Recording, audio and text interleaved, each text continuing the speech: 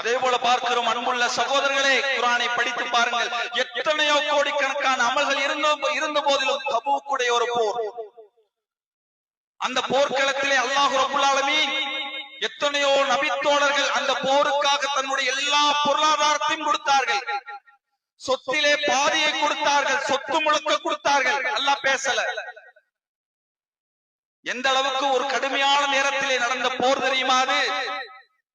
அந்த போர்க்களத்திலே செல்வதாக இருந்தால் அல்லாஹ்வுடைய தூதர் அறிவித்தார்கள், யாரிடத்திலே வசதி இருக்கிறதோ, யாரிடத்திலே வாகனம் இருக்கிறதோ அவர்கள் மட்டுமே இந்த போர்க்களத்திலே கலந்து கொண்டால் போதும், மற்ற யாரும் கலந்து கொள்ள வேண்டிய தேவையில்லை. ஏன்னா கஜானாவுல பணம் இல்லை, கூட்டு கொண்டு போனா பெரிய செலவாகும். அப்போது சில மக்கள் வந்தார்கள். அல்லாஹ் திருமறை குர்ஆனுடைய 9வது அத்தியாயம் 92வது வசனத்திலே அல்லாஹ் சொல்லுகிறான், நபியே, தபூக்குடைய போர்க்களத்திலே உங்களிடத்திலே சில மக்கள் வந்து கேட்டார்களே, அல்லாஹ்வுடைய தூதரே, அந்த போர்க்களத்திலே எங்களையும் அழைத்து செல்லுங்கள், நாங்களும் உங்களோடு வருகிறோம்.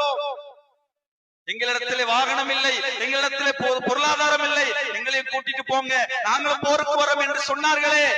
அப்படி சொன்ன நேரத்திலே நீங்கள் சொன்னீர்களே, என்னிடத்திலே வாகனம் இல்லை, பொருளாதாரம் இல்லை, வேண்டாம், போருக்கு வர வேண்டாம் என்று சொன்ன நேரத்திலே கவலையால் துக்கத்தால் தங்கள் கண்களிலிருந்து கண்ணீர் வடிந்தவர்களாக உங்களிடத்திலிருந்து திரும்பி சென்றார்களே, நபியே, அவர்களுக்கு சொல்லுங்கள், அவர்கள் மீது எந்த குற்றமும் இல்லை.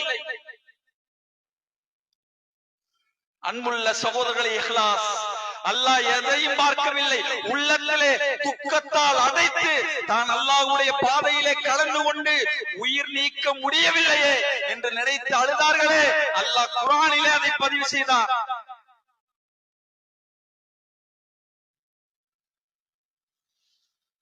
காலித் பின் வலீத் ரலியல்லாஹு அன்ஹு நமக்கெல்லாம் தெரியும். இந்த உலகத்தில் அல்லாஹ்வுடைய தூதருடைய வாயால், அல்லாஹ்வுடைய போர் வாள்களிலே ஒரு வாள் என்று அல்லாஹ்வுடைய தூதருடைய வாயால் புகழப்பட்டவர், மிகச்சிறந்த படைத்தளபதி, எத்தனையோ போர்க்களங்களுக்கு இஸ்லாமிய படைக்கு வெற்றி தேடி தந்தவர். எந்த அளவுக்கு மக்கள் பேசிக் கொண்டார்கள் என்று சொன்னால், காலித் பின் வலீத் ரலியல்லாஹு அவர்கள் ஒரு படையிலே நுழைந்தால் அந்த படை தோற்காது என்று சொல்லக்கூடிய அளவுக்கு மக்கள் பேசிக் கொண்டிருக்கிறார்கள். ஒரு போர்க்களம் நடந்து கொண்டிருக்கிறது.